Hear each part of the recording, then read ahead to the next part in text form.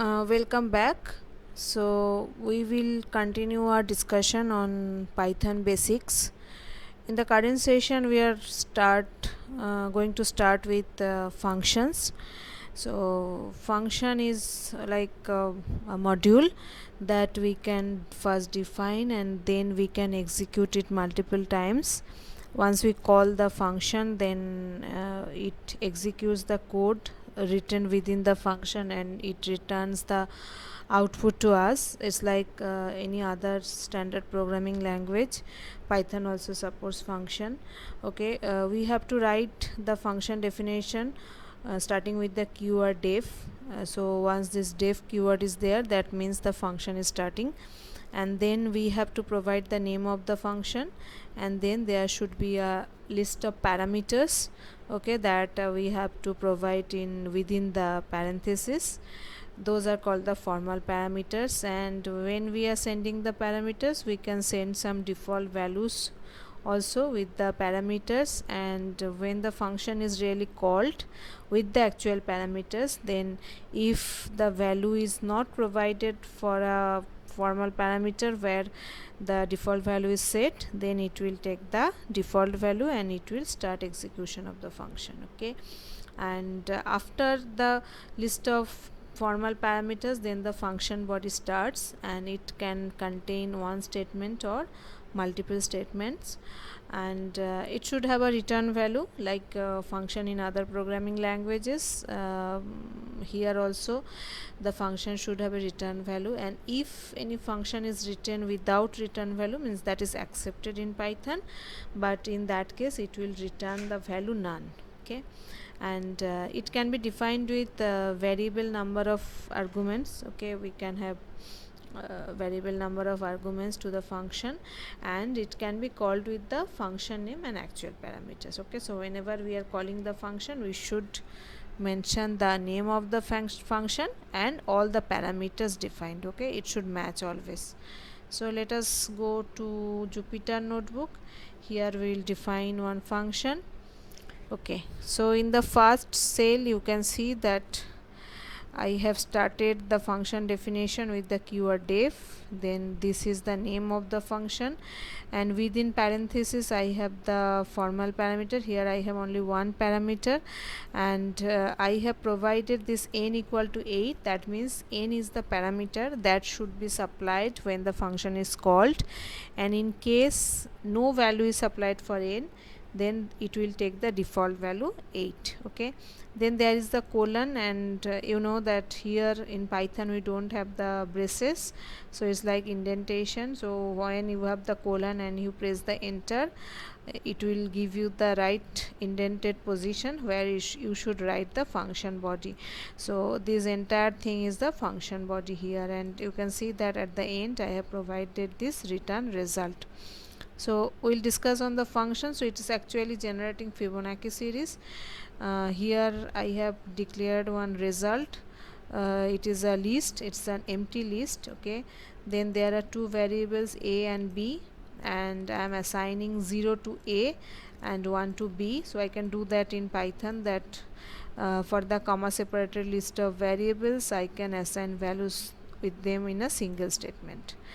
Then I have a while loop. Inside the while loop I am comparing a with n. Okay, so once a is less than n, then the while loop will start. So at the starting, maybe suppose n equal to 8 and a equal to 0, so this condition is true, so it goes inside the while loop. Again there is indentation, you can see, and what I am doing, result dot append a. So I am inserting a, that is 0, in the list, and after that, after appending a, I am changing the values of a and b. Now I am assigning the value of b to a and a plus b to b. After that I am returning result. So this while loop will execute for all the values of a until unless it is less than n, and after that the result, that is the list, will be populated, and at the end it is returning the list. Okay, so that is the function definition. So let us execute this. Okay, so the function is now executed. Now here you can see that I am calling the function. You know that I have to give the name of the function, and inside parenthesis I have to send the parameter values. These are called the actual parameters.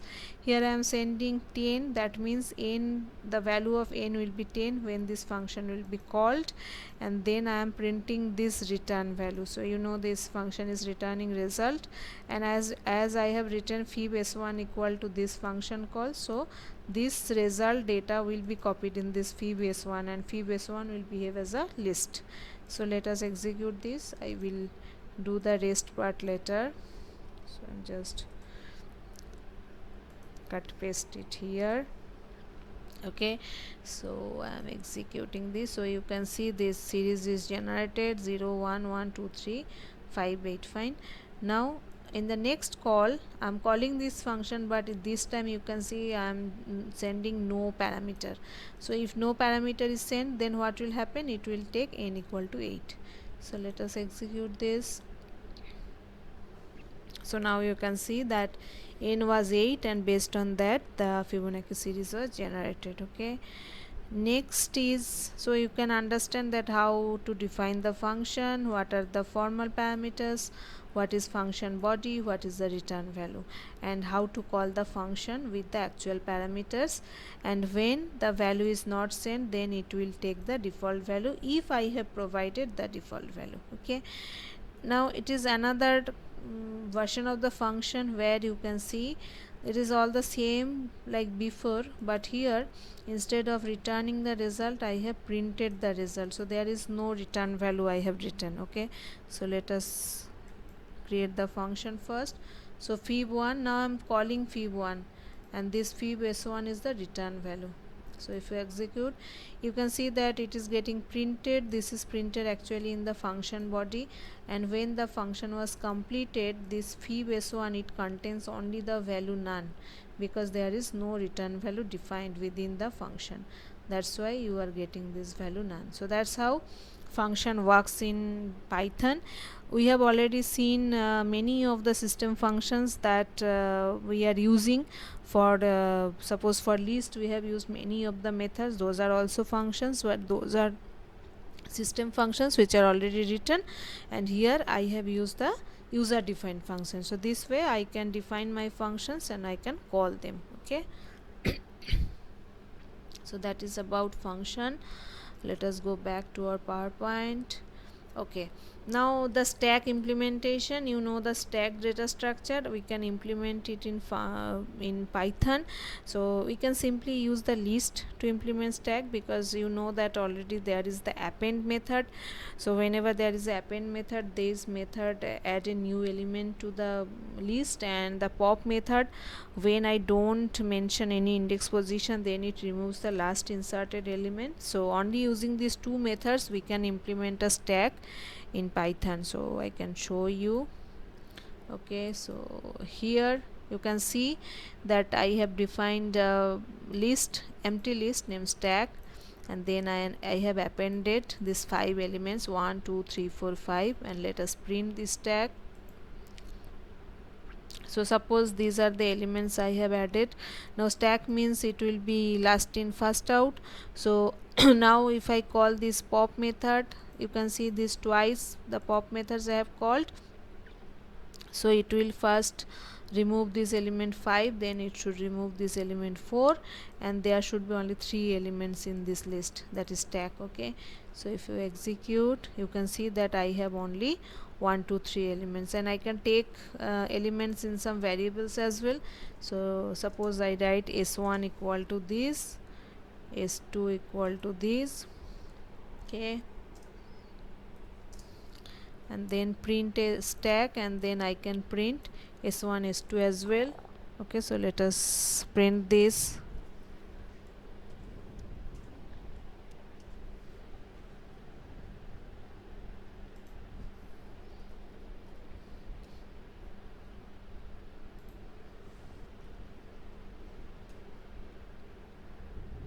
Okay, so you can see now that s1 is, because this was the last stack, So this was the last element in the stack, so 3 was removed and then 2 were removed. So that's how I can use the list to implement stack. Okay, so that's how stack is implemented. Next is queue. So queue is a different data structure. Here you have to use the FIFO, that is first in first out. The element inserted first should be removed first. Okay, for that there is a module called collections.dq that we can use to implement queue. Actually it's a module which can be used to implement both stack and queue. If you want, you can use this module for stack implementation as well. Okay, dq means it's a double-ended queue. That means it's such a queue that you can insert from either direction or you can remove element from either direction. It supports thread shape, memory efficient appends and pops from either side of the queue. Okay, it's a very memory efficient and performance is also very good. It is actually having order of 1 performance in either direction, whether you insert in the left position or right position, or if you remove elements from the left or right, the performance is always good. Okay, so let us implement queue here. Fine, so this is my script for queue implementation. We'll go one by one cell. So the first one is importing this dq from collections. So let us execute this. Okay, and the next statement here, I am creating one object queue that is of type dq. Let us execute. Okay, now queue is created. It is such a list, you can say, that where I can insert in either direction, I can remove element from either direction. So here I have this append method. It is similar to the list append method, so it will append at the right part of the queue. Okay, anyway now it is empty, so it doesn't matter. So let us see. Okay, so you can see the current queue is dq and it has this element 0. Fine, now here I am creating one empty list lst, and here again I am going to take some elements from the user. So first of all I am asking the user that what will be the number of elements, and then for those number of elements I am taking the actual elements from the user and I will append in this list lst. Okay, so let us execute this code. So number of elements to be added, suppose 5. Now I'm supplying the elements. Okay, so now the list is populated, that is lst. Now what I am doing, that I will add those elements with the extend method. Again it's the same extend method that we have in the list. So here what will happen, that in the queue all these elements, the list of elements should be added. Okay, so let us execute this. So you can see adding the 5 elements. So from this print statement I am just adding the value of n here, so adding the 5 elements, and the current queue is dq 0 and then this 1 2 3 4 5. So all these 5 elements are added at the right part of the queue. Okay, then if I want to remove elements as a queue, you know that queue means it should be FIFO. So when I will remove the elements, first this 0 should be removed and then 1 should be removed. Okay, for that I have this pop left method. So pop left method always remove the element from the left position. So I have just copied this in these two variables e1 and e2, and then I am printing this e1 and e2 and the queue as well. So that was the latest queue I have. Now I have two pop left operations, and let us see how it is working. So removing two elements. So removed elements are 0 and 1 as expected. So first 0 was removed and then 1 was removed, and now this is the current queue 2 3 4 5. Okay, so that's how I am adding elements in the right and removing elements from the left. Now there is another function that will just reverse the queue. So this is my current queue. Let us execute this. Now you can see it is just the opposite. It has just reversed the queue. If required, you can use these functions. Now there is another function called rotate. So here if I write rotate to, that means it will be rotated in the right direction by 2 elements. Okay, so this is the current queue I have. Let us execute this rotate method. Now you can see how it worked. First of all, this element 2 was shifted here and all the rest of the elements were shifted in the right position. Then the 3 was moved here and all the elements were again shifted to the right position, and this is the current queue. Okay, and if you want to rotate in the left direction, that all the elements should be moved one position left. Of course, that if 2 is moved here, 5 is moved here, 4 is moved here, then 3 should be placed at the end. Okay, that is how the rotation happens. So if you want to have the rotation in the left direction, then you should give some minus value here. So you can see I am calling q dot rotate with -2. So let us execute. You can see now how it worked. So first of all, this 2 was placed here, 3 was placed here, 2 was placed here, 5 was placed here, 4 was placed here, and 3 was put at the end. Next, what happened, that 2 was in the first position, so it went to the last position, and this 5, 4 and 3 moved one position, so that's why it was like that. So you can do it on paper and pen, and you can understand that how the rotation actually happens with in the left direction or in the right direction. Okay, then there is the insert function. It is also similar to list, that you can have the particular index position and you can have the element in the queue. Okay, so now the queue is like that. If you execute this, now you can see that one position in the queue, that is the one index, that was 4, and now it is replaced, now it is with 75. Okay, so it is just inserted and rest of the elements are shifted by one position. Okay, now this is q dot remove 5. What it will do, that it will remove the element 5 from the queue. Okay, so now 5 is removed, so this is the queue now. So those are all the methods useful that you can use for implementation. Okay, now again I'm doing the removing two elements LIFO. So if you use normal pop method, then it will remove from the right position of the queue. So the similar way I have done pop left, now I'm doing pop. So ideally you should remove 2 and then it should remove 3. So let us see. So you can see 2 and 3 were removed, and this is the current EQ. Fine. Okay, now this is a count method, that it will count the number of elements present with the value this. So let us put 4. So you can see the number of value is the number of 4 present here is 1. Okay, it is once only. This is the queue we have. So this is something print statement. Okay, now what I'm doing, I'm again creating one empty list and I'm taking some elements and I will add the elements in the queue. Let us first append it in the list and then I will extend in the left direction. So let us first execute this. So number of elements to be added, suppose 5, and again I am giving the elements. So 1, 2, 3, 4, 5.